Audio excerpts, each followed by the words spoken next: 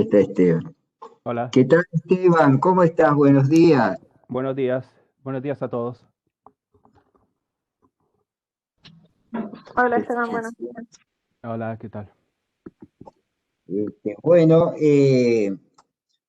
yo te voy a presentar brevemente, Esteban, porque además yo sé que el tiempo que tenemos disponible para la clase es corto y hay mucho material, entonces no te voy a robar minutos, pero solo quería, bueno, contarte que tenemos este año 29 estudiantes, la mayor parte de América Latina, hay algunos europeos, hay también una estudiante de Vietnam, y bueno, que la verdad que han estado actuando y participando súper activamente, estamos todos muy contentos. Después en algún momento ellos también harán su evaluación a ver si están contentos o no, pero esperemos que sí. Y bueno, solo contarles a los alumnos que Esteban Pérez es el jefe de la Unidad de Financiamiento para el Desarrollo en la División de Desarrollo Económico de la CEPAL, y es bueno, uno de nuestros, en CEPAL, sin duda, uno de los mejores especialistas que tenemos en temas de macroeconomía. Pero además Esteban es un autor e investigador muy destacado y muy reconocido en economía keynesiana, ¿no? Post-keynesiana, macroeconomía estructuralista. Entonces, la verdad que es una súper suerte tenerlo con nosotros, y que nos pueda dar estas clases, porque pienso que es alguien que está publicando, escribiendo, está en el medio del debate, tanto de política económica aquí en CEPAL, como en el debate teórico en el mundo académico. Entonces, Esteban, muchísimas gracias como siempre y te dejo con los estudiantes. Muchas gracias. Sí, bueno, muchas gracias, Gabriel. Muchas gracias a todos. Yo entonces iba a dar dos clases sobre macroeconomía estructuralista y modelo stock flow. La clase de hoy va a durar una hora porque a las 11 yo tengo otra, lamentablemente me pusieron otra reunión. No es para ir a atender para ir a escuchar la charla del presidente de Argentina, que supongo que ustedes lo harán. La media hora la podemos recuperar mañana y hoy podemos tener el tutorial, pero yo había quedado, Gabriel, si lo podemos hacer a partir de la 1:30, si pueden. Si no hay problema. Sí, así estaba calendarizado Per- Esteban. Perfecto, muy bien. Entonces vamos a empezar. Entonces lo que voy a hacer hoy, yo me gustaría hoy hablar un poco de los modelos stock flow, las características de los modelos stock flow y por qué los modelos stock flow son modelos keynesianos. Y por qué los modelos stock flow son modelos que pueden incorporar cosas de la macroeconomía estructuralista. Y qué es lo que realmente se puede incorporar dentro de los modelos stock flow de la macro estructuralista. Hoy luego lo que vamos a ver es en la parte del tutorial es un artículo de Wayne Godley sobre cómo caracterizar el proceso que tenía Estados Unidos antes de la crisis global financiera y por qué según era un proceso insostenible. Y eso se puede hacer con instrumental bastante simple y también se puede aplicar a América Latina. Entonces yo le iba a mostrar algunos de los ratios que utiliza Goldie también para el caso de América Latina. Entonces vamos a empezar la presentación. Entonces, tenía un momento, por favor.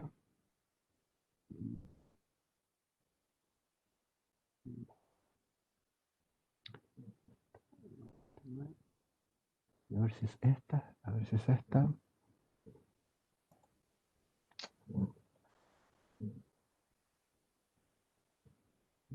No, esta creo no es. Un momento, por favor. Uf, a ver, un momento, por favor, que voy a poner la presentación que tengo para que la vean.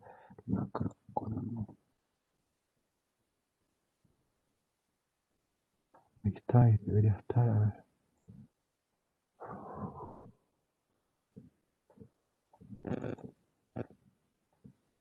Bien, ¿lo ven? ¿Lo ven, verdad? Sí, se ve Sí. este. Perfecto, muy bien. Entonces, este es el título, Macroeconomía Estructuralista en Modelo Stockflow. A mí me gustaría empezar caracterizando un poco el crecimiento de América Latina y caracterizando un poco, más que el crecimiento, el patrón de crecimiento de América Latina. Y en mi opinión, el patrón de crecimiento en América Latina tiene tres características.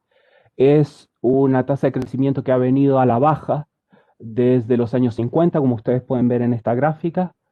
Tiene más o menos aquí, a ver, un momento por favor.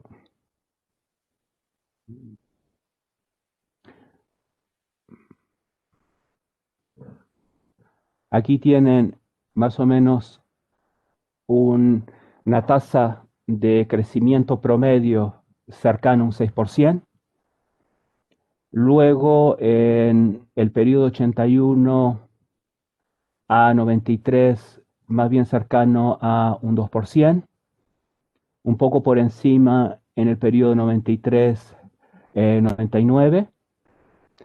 Y en el último periodo, a partir de 2014, pero ustedes también pueden tomar 2010, la década del 2010-2019, van a ver que es el periodo de menor crecimiento más lento que hay en América Latina. La tasa de crecimiento del 2014 al 2019 es de 0.4% nada más. Si ustedes lo comparan, por ejemplo, con la tasa de 58-64 o 61-71 o 51-57, es bastante baja.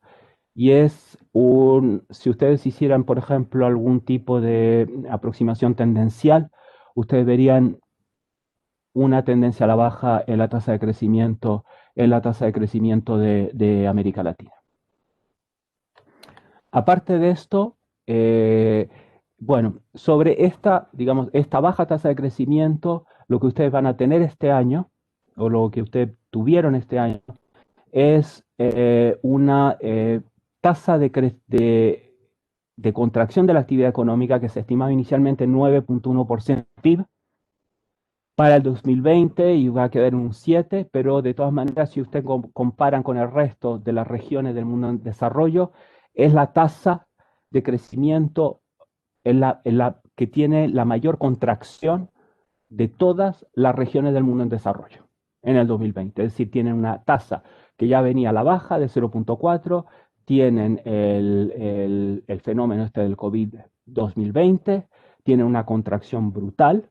Si ustedes calculan más o menos en términos de inversión, la inversión se contrajo en 20% en América Latina, la inversión siempre se contrae por lo menos el doble de lo que se contrae el PIB, quizá entre 15 y 20%. Y además de esto, lo que ocurre en América Latina, y estos son datos del Fondo Monetario, es que va a tener la menor tasa de crecimiento entre el 2021 y 2025. Comparan 2.8 contra 3.1 Europa emergente, Medio Oriente y Asia 3.4, África subsahariana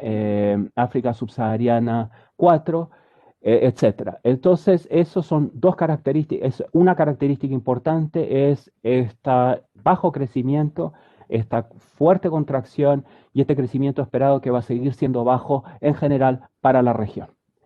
Una segunda característica de la región es esta de aquí. Si ustedes comparan la deuda, esta deuda pública, y después les voy a hablar de la deuda privada, pero la deuda del gobierno general para América Latina, en relación al resto de las regiones del mundo en desarrollo, también van a ver que América Latina tiene la mayor tasa de endeudamiento del mundo en desarrollo.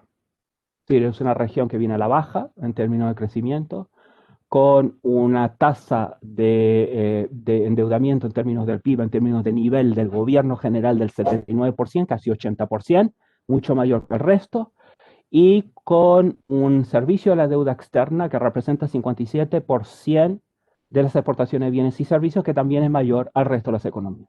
Es una región que viene a la baja tasa de crecimiento, con temas estructurales que explican en parte por qué la contracción y el efecto del COVID fue tan importante, con unas perspectivas de crecimiento menores al resto de las economías, lo cual pone en duda obviamente todos los procesos de recuperación.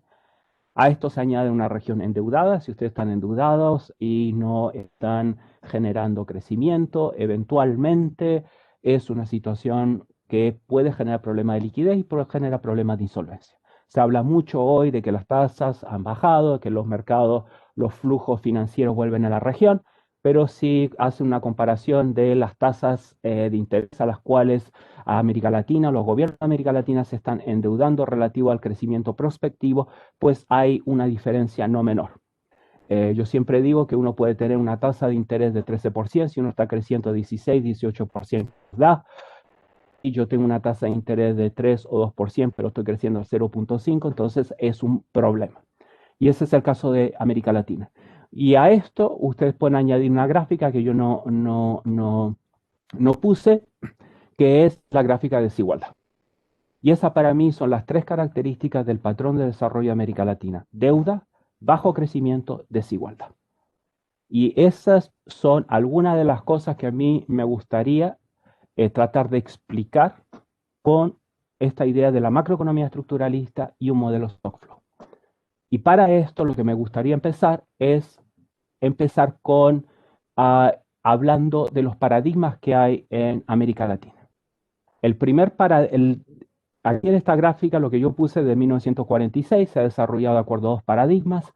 El primer paradigma es el paradigma que supongo todo el mundo generalmente aprende, que a ustedes también les habrá enseñado, esta idea de que la actividad económica viene motivada por las acciones o las aspiraciones de los individuos, que eso conlleva todas las acciones macro, y en última instancia es lo que determina la evolución de las economías. Ustedes acuérdense que esta idea, por ejemplo, que el ahorro determina la inversión, implica que la gente hace una elección entre ocio y trabajo.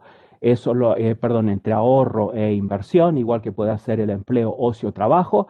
Esto determina el volumen de empleo o determina el volumen de inversión. Las acciones macro dependen de los individuos, nada tiene que ver con la organización de una sociedad. Es el ejemplo más extremo de esto, es algunos análisis que se hicieron durante la Gran Depresión, de que si había desempleo de la Gran Depresión o la tasa de desempleo de la Gran Depresión estaba en alrededor de un 25%, se debía a que los individuos decidían racionalmente tener más socio y menos trabajo, a lo cual algún creo, economista, creo que fue Paul Krugman, respondió irónicamente que en vez de la Gran Depresión se debería llamar la Gran Vacación.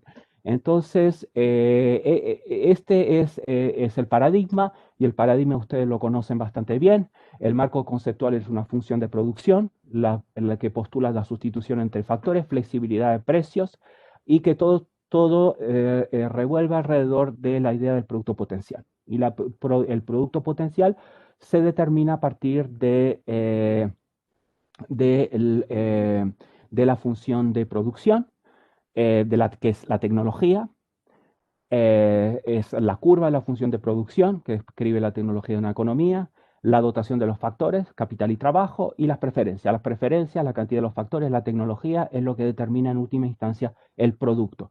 Y si bien la dotación está dada, las preferencias son individuales y todo el sistema de establecimiento de precios relativos que asignan los recursos de acuerdo al grado de escasez relativo de estos recursos se determina de manera individual, de tal forma que cualquier, por ejemplo, noción simplemente de desempleo involuntario en la teoría neoclásica no existe.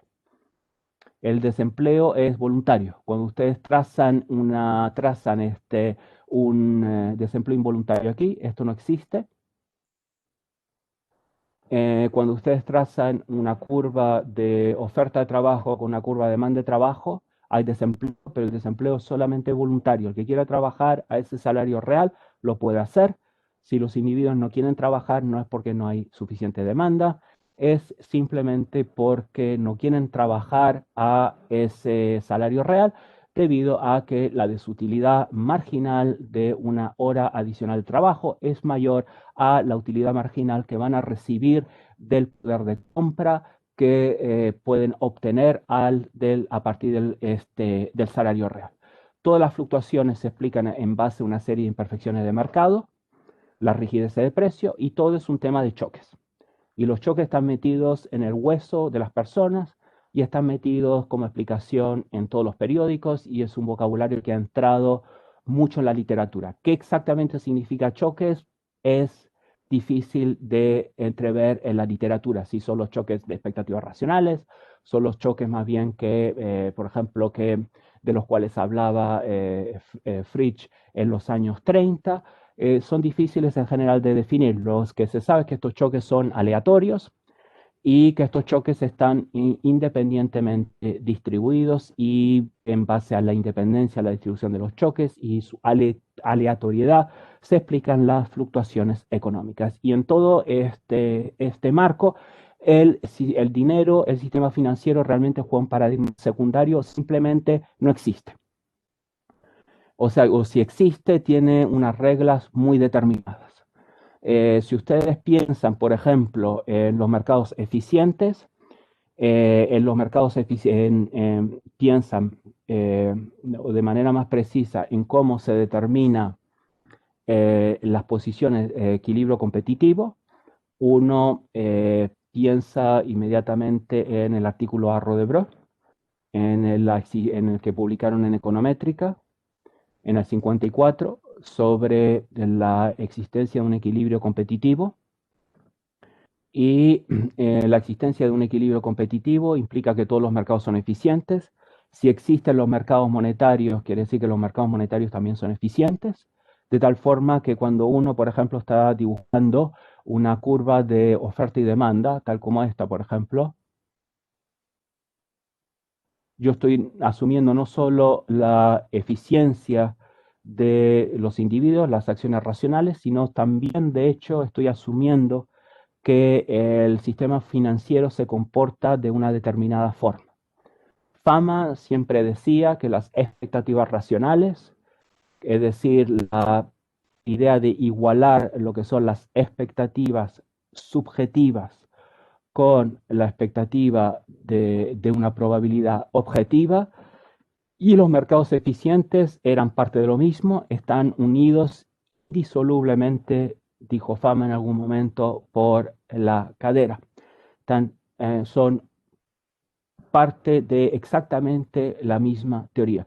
Y por eso es tan importante pensar que cuando uno dibuja una curva de demanda y oferta y tiene precios relativos, PI sobre PJ, uno está asumiendo un montón de cosas.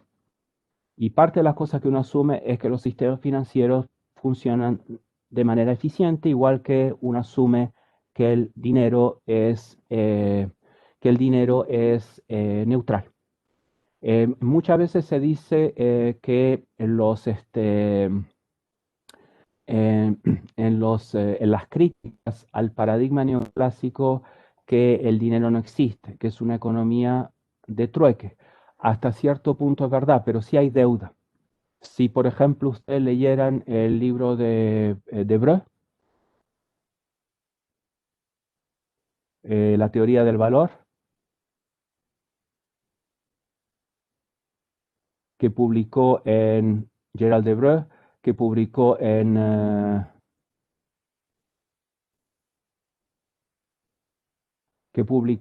1959, él dice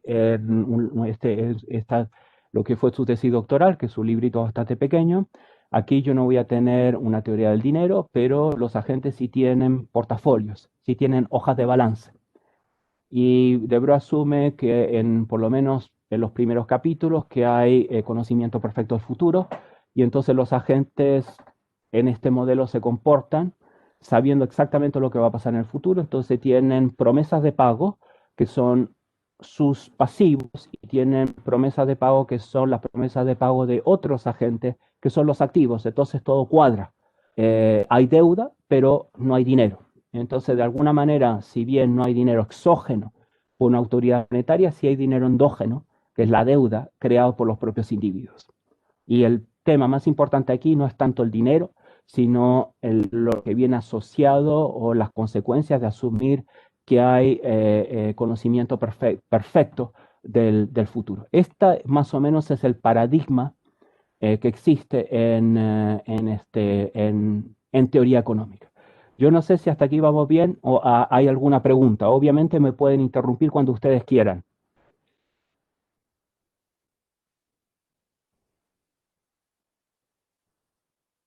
Si no hay pregunta, entonces yo voy a seguir. De todas maneras, yo tengo el chat abierto. Si quieren hacer una pregunta por el chat, la pueden hacer también. Como yo les decía anteriormente, el nudo gordiano de toda la teoría neoclásica es el bipotencial. Si yo pienso, por ejemplo, si yo pienso en la teoría cuantitativa del dinero y yo les preguntara en qué consiste la teoría cuantitativa del dinero, ¿qué me responderían? Es decir, M, B igual a PY, donde M es la oferta monetaria, B es la velocidad de circulación del dinero, P es el nivel de precios, Y es el nivel de producto real.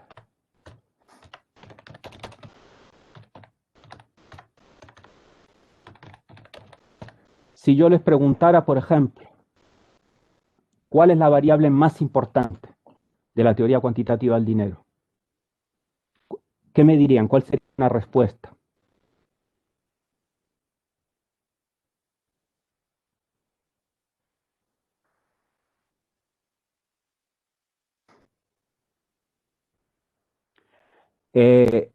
Pablo, y el I potencial y por lo tanto fijo, B constante, aumento en M va a significar un aumento en P igual en proporción. La variable más importante, sí, adelante, adelante, ¿sí? No escucho bien, adelante, por favor.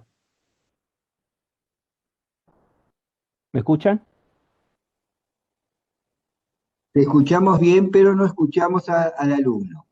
Ah, ok, perfecto. No sé por qué si está muteado. Sí o sí, no se puede escuchar por el chat nomás. Sí, sí, ahora sí. Adelante, por favor.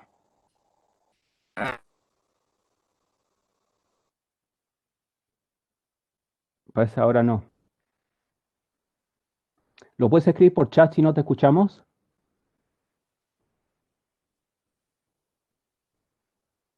La oferta monetaria Y, bueno, ahí tenemos varias respuestas. Velocidad de circulación del dinero, Y, oferta monetaria. La variable más importante es Y, es el nivel de producto real.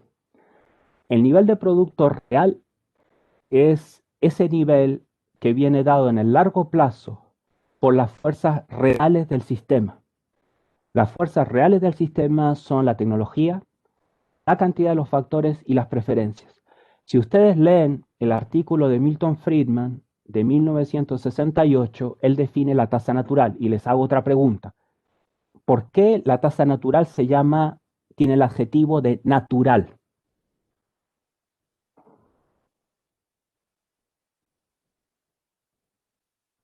¿Por qué Milton Friedman lo llamó así? Es un atractor, pero ¿por qué se llama natural? ¿Por qué es ese adjetivo? ¿Qué quiere decir? Que la naturaleza es algo natural, es como un jugo natural. ¿Por qué natural?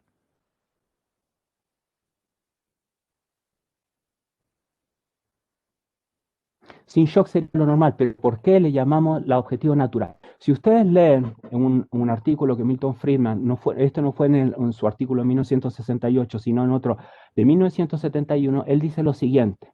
Él dice, yo me refiero a la tasa natural de desempleo de la misma manera que otro economista llamado Knut Wicksell se refirió a la tasa natural de interés. Knut Wicksell, que nació en el siglo XIX, murió en 1926, escribió varios libros, dos son los más conocidos, los principios de economía política, y yo lo tengo por aquí, y a ver si se los muestro un momento, por favor, que son estos dos de aquí, que son las lecturas de economía política, y este, que es interés y precios. Las lecturas de economía política, el segundo volumen, es sobre el dinero, primero sobre la parte real, y es lo que siempre se hizo en economía. En interés y precios, que fue escrito en 1898, en los otros dos fue en 1905, 1906, acuñó la tasa natural. Y cuando va la definición de tasa natural, Wicksell dice lo siguiente, voy a asumir una economía en la cual no hay dinero. Es decir, las tasas de interés se expresan en especie, en cosas. Entonces, si yo presto una manzana, hoy día, mañana voy a recibir una manzana y media. Y el medio ese va a ser mi tasa de interés sobre la manzana. Voy a expresar todo en las mismas unidades. Y él dice, la tasa de interés es aquella tasa, la tasa natural de interés, aquella tasa que se determina en el comercio entre las personas, yo digo entre las personas para no ser, para ser políticamente correcto, Wicksell habló de los hombres, pero bueno, en las personas en ausencia del dinero. Y él se refirió, es la tasa que se obtiene en especie, en natura. De ahí el adjetivo natural. Es una tasa real, no porque es una tasa deflactada por algún indicador de precio, es porque es una tasa que mide lo que yo recibo al prestar en especie, en natura. Por eso la tasa natural. Y Milton Friedman hizo exactamente la misma, el mismo razonamiento y se refirió a Wicksell. Y así dijo, la tasa natural de desempleo es lo que separa los factores reales de lo monetario. Es la parte limítrofe. Y por eso, si no hay rigideces, la tasa natural de desempleo, o si quieren ustedes, la curva de Phillips, es vertical. Porque viene determinado por las fuerzas reales del sistema. Y las fuerzas reales del sistema son que determinan la tasa natural, son exactamente las mismas que determinan el nivel de producto real. Exactamente las mismas. Exactamente las mismas, esta. Y ese nivel de producto real en el largo plazo es el nivel de producto natural. Se le llama producto potencial, pero es el nivel de producto natural de manera conceptual. Y si yo tengo el nivel de producto natural, es lo máximo que se puede en unas determinadas condiciones, con todo lo que pueda haber en cualquier contexto, que se puede producir.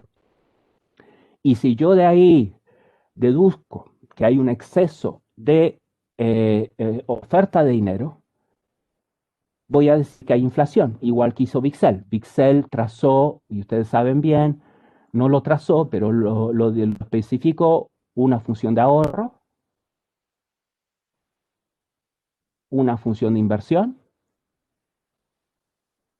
y el punto de equilibrio entre la función de inversión y la función de ahorro es la tasa natural. Y cualquier desviación, por ejemplo, por debajo, genera inflación. Esta gráfica de aquí es exactamente la misma que la teoría cuantitativa del dinero. Pues se basa en lo mismo. Yo tengo que especificar posiciones de equilibrio para poder especificar o poder caracterizar posiciones de desequilibrio. Una tasa de inflación es una posición de desequilibrio que viene únicamente definida y que tiene sentido si yo antes especifico mi posición de equilibrio. Es decir, si yo antes especifico los factores que determinan la posición de equilibrio, es decir, las fuerzas reales, la tecnología, la cantidad de los factores y la tecnología. Las variables nominales no tienen efecto en las variables reales en el largo plazo. Y el largo plazo no es algo, como dice Heber, el largo plazo no es algo que se defina en unidades de tiempo. El largo plazo se define como una situación en la cual operan en su plenitud las fuerzas reales del sistema. Y puede ser un periodo corto de tiempo. Ese es el largo plazo.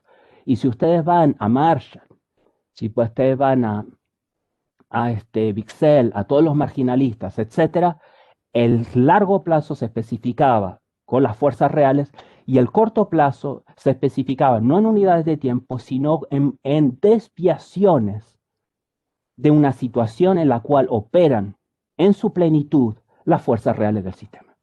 Y por eso en Milton Friedman y en toda la teoría monetaria neoclásica, la teoría monetaria neoclásica no es una teoría monetaria. No es una teoría del funcionamiento de las economías monetarias. Los modelos Stock-Flow sí lo son. Y yo les voy a mostrar por qué. Pero esta no es una teoría monetaria. Es una teoría que emana una vez que yo especifico las fuerzas reales, que me permiten a mí tener los puntos de equilibrio. Y de ahí que viene la teoría cuantitativa del dinero. Y si ustedes van a los escritos de Friedman y ven el tema de la velocidad no es constante en Friedman. De hecho, Friedman tuvo un taller y publicó una serie bajo los cuales se publican una serie de artículos en 1956, cuando publicó yo lo debo tener por aquí, su demanda de dinero. Y el libro se llama Estudios sobre la teoría cuantitativa del dinero. Y parte de los estudios de la teoría cuantitativa del dinero, hay un estudio de hiperinflación, que es el famoso estudio de Philip Kagan, donde definió lo que era hiperinflación, de esta cosa de 50% mensual, y el 50% se tiene que mantener por lo menos por un año para poder llamar inflación, y así lo definió. Kagan demuestra que bajo una hiperinflación, la velocidad de circulación del dinero constante es estable. Y la teoría cuantitativa del dinero, cuando Friedman la transformó en una teoría de la demanda de dinero, lo transformó en una teoría de la velocidad de circulación del dinero.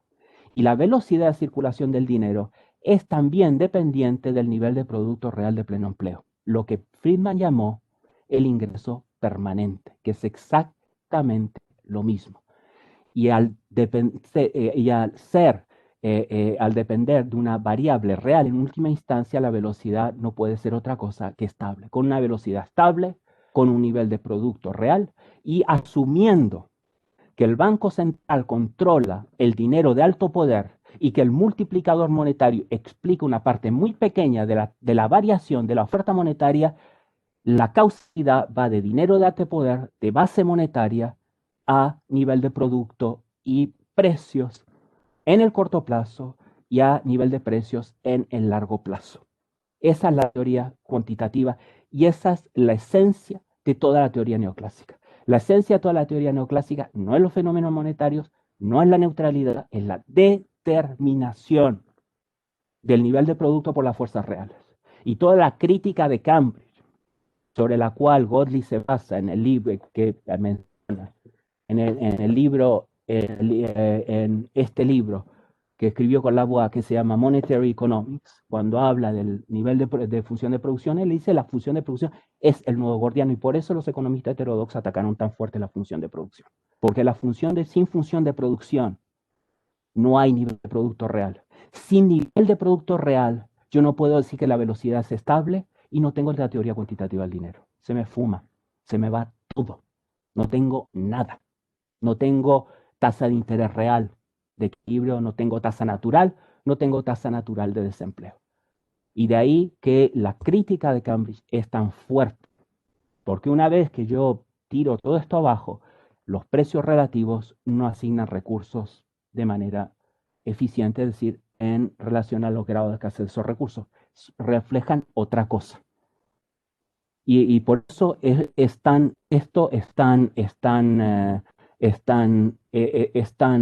potente, pero que les quede bien claro que la teoría monetaria no viene de cómo funciona el dinero en una economía capitalista.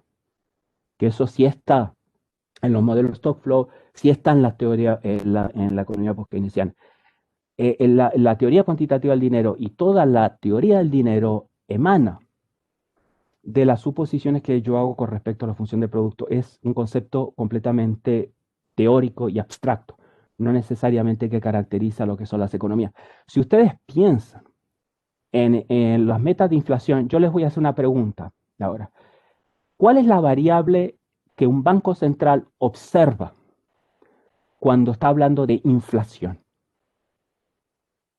Primera pregunta. Y segunda pregunta, si yo tengo este marco teórico y tengo el marco de Wicksell, ¿qué deduzco yo con respecto a mi tasa de interés? Les pregunto, si quieren responder.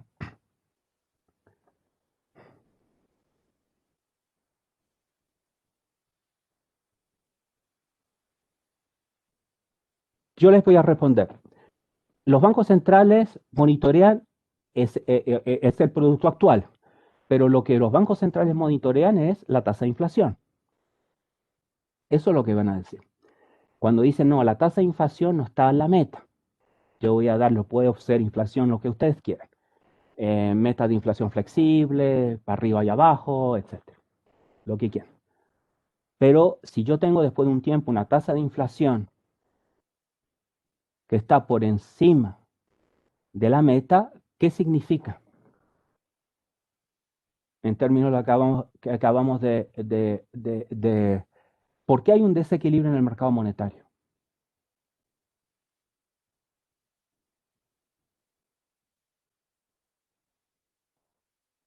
Yo se los voy a decir. Si la tasa de inflación está por encima de la meta, hay exceso de demanda. El producto actual, ¿hay exceso de liquidez? Sí, exceso de oferta monetaria, etc. Pero lo que quiero decir es lo siguiente, ¿cómo deduzco yo o qué necesito yo para decir que hay un desequilibrio en el mercado monetario?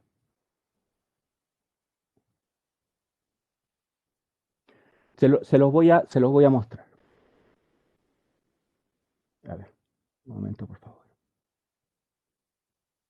Yo aquí tengo, disculpen si dibujo mal, tengo una oferta, el ahorro, y tengo la inversión. ¿Correcto? En la teoría neoclásica, la interacción me da a mí la tasa de interés natural.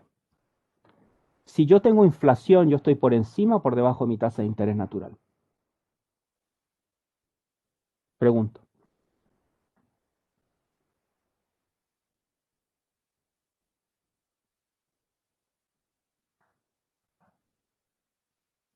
Por debajo. ¿Y qué quiere decir si estoy por debajo?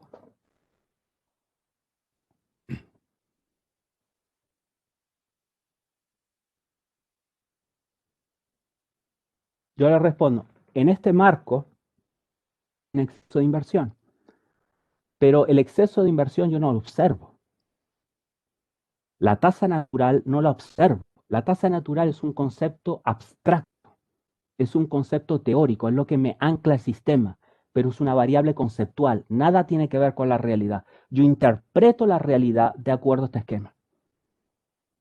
Milton Friedman, creo que fue en el 68, dice, la tasa natural no es algo a lo cual se llega en la práctica, que viene determinado por las ecuaciones barrasianas de equilibrio general y la teoría cuantitativa. Las ecuaciones barrasianas de equilibrio general determinan el Y. No es un estado al cual se llega en la práctica, es una norma analítica que define las fluctuaciones alrededor del cual el mundo fluctúa, alrededor del cual, hacia el cual siempre está tendiendo y hacia alrededor del cual siempre está fluctuando. Es un atractor. La tasa natural de interés es un atractor. cuando yo tengo una inflación, yo no observo la relación entre tasa de interés y tasa natural. Yo lo que controlo como Banco Central no es el nivel de precio, es la tasa de interés. Y si yo tengo una inflación, yo estoy suponiendo, de acuerdo a ese esquema, que mi tasa de interés está por debajo de la tasa natural.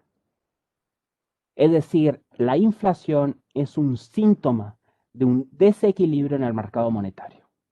Y de ahí que yo lo que voy a hacer es aumentar la tasa de interés. ¿Y cómo sé yo si estoy aumentando la tasa de interés lo suficiente o no?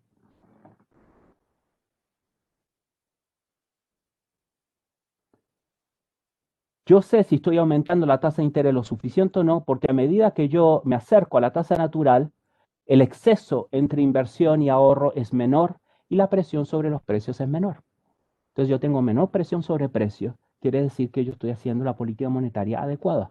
Lo puedo ver en términos de niveles, tasa de crecimiento, lo que ustedes quieran. Pero el concepto es ese. Entonces la tasa natural, si bien no la anclo, es lo que guía el resto de todas las decisiones de política económica. Y es lo que la gente tiene en la cabeza. Y entonces, cuando que hay inflación, es un reflejo de que la tasa de interés está por debajo de la tasa natural. Si yo tuviera deflación, me daría lo contrario, que la tasa de interés actual está por encima de la tasa natural. Siempre un desequilibrio en el mercado monetario. Y aunque yo no observo la tasa natural porque es una construcción lógica, de la misma manera que Adam Smith generó esta idea del precio natural en las naciones, es lo que me da a mí el orden. Si yo les preguntara a ustedes de dónde viene esta idea del precio natural de Adam Smith, que luego tenemos en Bixel, en la tasa de interés natural, que luego tenemos en Friedman y en todas las personas que estudian economía, que tienen esta idea metida de la tasa natural de desempleo. En el capítulo 7 de Riqueza de las Naciones de Adam Smith, que es quizá el capítulo más importante, por lo menos la primera parte de la Riqueza de las Naciones, Adam Smith trata de explicar por qué hay un orden en una economía donde la gente es libre. ¿Por qué no hay un caos? Ya hay N individuos. Esta cosa que formalizaron Arro y Debreu en 1954, ¿por qué no hay un caos? Porque hay un orden del desorden. Y este orden del desorden, Adam Smith lo formuló en términos de la relación entre el precio de mercado y el precio natural, con una determinada teoría, que no necesariamente es la teoría marginalista, pero el concepto de equilibrio no cambió sustancialmente hasta por lo menos el equilibrio intertemporal. No cambió sustancialmente. Es la misma idea que había en Newton. Es decir, si yo veo la luna, yo digo, bueno, ¿por qué la luna no se me cae encima de la cabeza? No se nos cae encima. Y alguien decía, no, porque hay gravedad. Porque la gravedad de la Tierra no es la única forma de gravedad. La atracción a los planetas es otra forma de gravedad. Son manifestaciones particulares de un fenómeno, de una ley más general. Y si existía ese orden en la naturaleza, ¿por qué en el comercio entre los hombres y en la interacción entre los hombres no podía existir una noción similar de orden? Y al caracterizar lo que eran estas economías, de esta nueva forma de organizarse en la producción y la distribución generalizada de los bienes, Adam Smith llegó a esta idea, eso es lo que daba el orden. Y esto de la misma manera da el orden. Y por eso es el corto y el largo plazo, porque el largo plazo es lo que me ordena todo. Si yo no tengo largo plazo, yo no tengo corto plazo. Si yo puedo demostrar que yo no puedo intersectar una curva de demanda y oferta y obtener un precio relativo, no tengo largo plazo. Y todo el corto plazo, toda esa idea de, ok, sí, desequilibrio, imperfecciones, no tiene ningún sentido.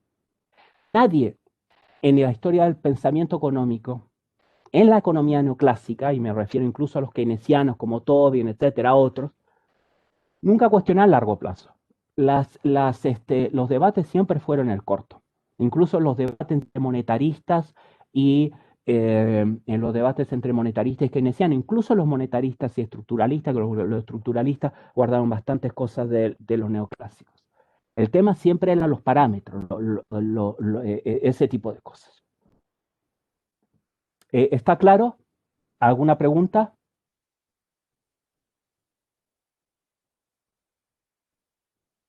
Bien, si no hay más preguntas, esto más o menos ya lo explicamos. A mí me gustaría pasar a la caracterización de los modelos Stockflow. Y lo primero que me gustaría hablar es del tema centro-periferia.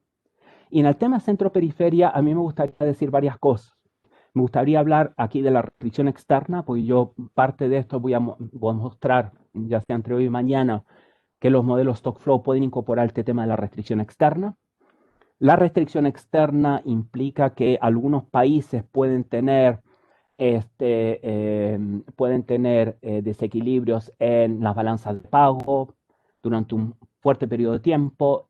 En general, las economías periféricas no lo pueden tener y hay una restricción externa, es decir, las economías crecen en el largo plazo a una tasa de crecimiento que tiene que ser consistente con este tema de la restricción de balanza de pagos. El centro-periferia trae toda esta idea de cómo llevar política económica en una economía. Por ejemplo, hoy en día, sobre todo cuando estas economías con el COVID, sobre todo cuando estas economías están tan integradas al resto del mundo, ¿cómo hago yo para aislar las fluctuaciones externas de mi economía interna? Prebisch en 1944, después que estaba en el Banco Central, sacó esta idea de una política monetaria autónoma, el control de cambios, que la gente critica siempre a Prebisch por el control de cambios. Prebisch en algún momento en 1945, en una reunión de los técnicos de la banca central, dijo, los países del centro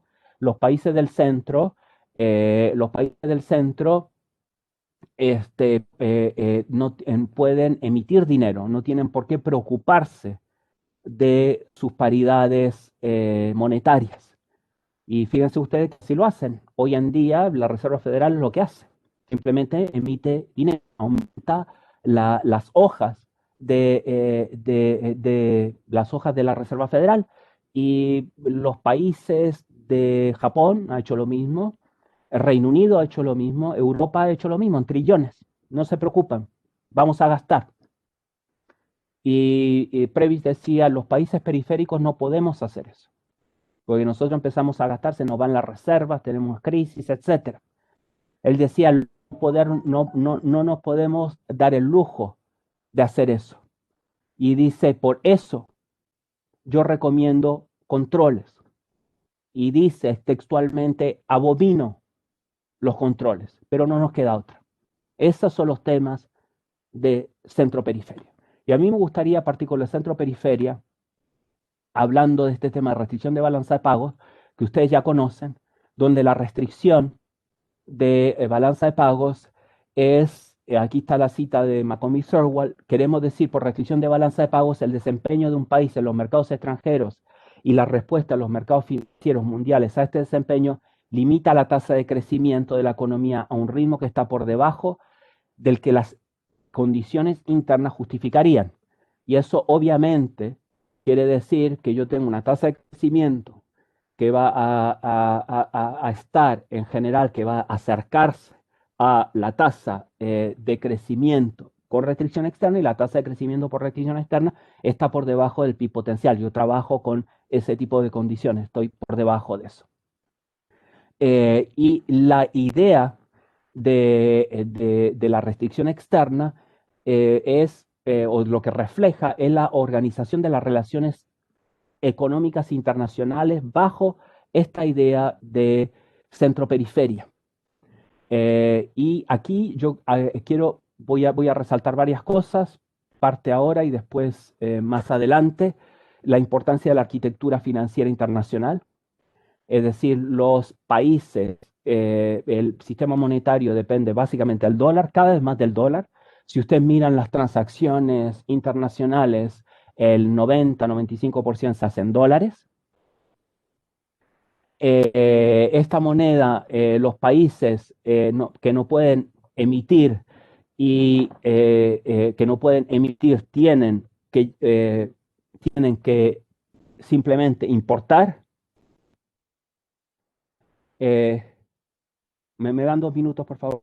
Gracias.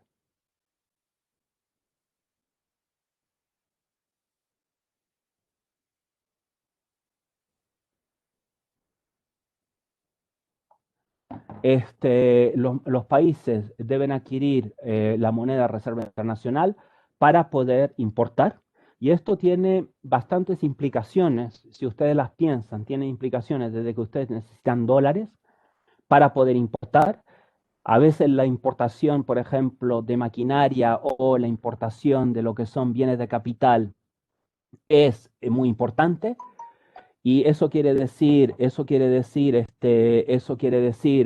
que el tipo de cambio real, si ustedes, por ejemplo, se imaginan que tienen que importar bienes de capital, y para importar bienes de capital que representan una parte importante de la formación bruta de capital fijo, una depreciación cambiaria no les conviene, van a pagar más. Y una apreciación cambiaria les conviene porque van a pagar menos. Y muchas veces, a pesar de que se habla de que el tipo de cambio real, competitivo, de evaluaciones, depreciaciones, muchas veces lo que yo he visto por lo menos, y algunos estudios que hemos hecho en la CEPAL, es que hay una relación inversa entre tipo de cambio real importación de inversión, y que la inversión responde a tipo de cambio real apreciados y no tipo de cambio real más depreciados por el efecto de costo que uno tiene. Pero el tema de la arquitectura financiera internacional va un poco más allá también. El tema de la arquitectura financiera internacional tiene algo que en general no se menciona, que no solo el dólar es importante porque uno tiene las transacciones internacionales se hacen en dólares y yo tengo que solo puedo intercambiar, no puedo utilizar mi moneda nacional, puedo intercambiar en el mercado internacional en dólares, tengo que conseguir dólares, pero también hay otro tema que es que si yo no lo puedo hacer en mi moneda, si yo no puedo tener una transacción internacional en mi moneda, eso quiere decir que mi moneda es un sustituto muy imperfecto del dólar. Y cuando hay sustitutos imperfectos, es muy difícil tener, por ejemplo, que se cumplan alguna de los preceptos o de los principios de economía, por ejemplo, el arbitraje, los teoremas de paridad de tipo de interés. Los teoremas de arbitraje presuponen que los activos, dos monedas, tienen que ser sustitutos relativamente cercanos, sustitutos, etcétera, pero el sol peruano, peso chileno, el peso colombiano no son sustitutos cercanos del dólar. Se pueden intercambiar, pero ciertamente no son sustitutos cercanos. Y entonces hay bastantes cosas que cuando uno empieza a pensar, y yo les voy a mostrar una gráfica un poco más adelante, en este tipo de cosas, surgen temas interesantes, porque eso quiere decir a veces que si las monedas no son sustitutos, a veces para atraer, por ejemplo, dólares, uno tiene que tener tasas de interés muy elevadas si no son sustitutos muy cercanos. Entonces tiene una serie tiene una serie de implicaciones. Lo que les quería mostrar es esta idea de esta frase de Prebisch, cuando habla del sistema de relaciones internacionales, dice el desarrollo se enmarca en un sistema de relaciones internacionales. Y dice así, los Estados Unidos desempeñan activamente el papel de centro cíclico principal, no solo en el continente, sino en todo el mundo. Y los países latinoamericanos estamos en la periferia. ¿Por qué llamo centro cíclico a los Estados Unidos? Porque de ese país, dada su magnitud y sus características económicas, parten los impulsos de expansión y contracción en la vida económica de la periferia latinoamericana, cuyos países están sujetos a la influencia de esos impulsos, como lo habían estado antes cuando Gran Bretaña tenía el papel del centro principal, del centro cíclico principal. Y esta es una idea estructuralista, pero ciertamente es una idea que se puede incorporar en los modelos Stock-Flow y es una idea que forma parte de lo que es nuestro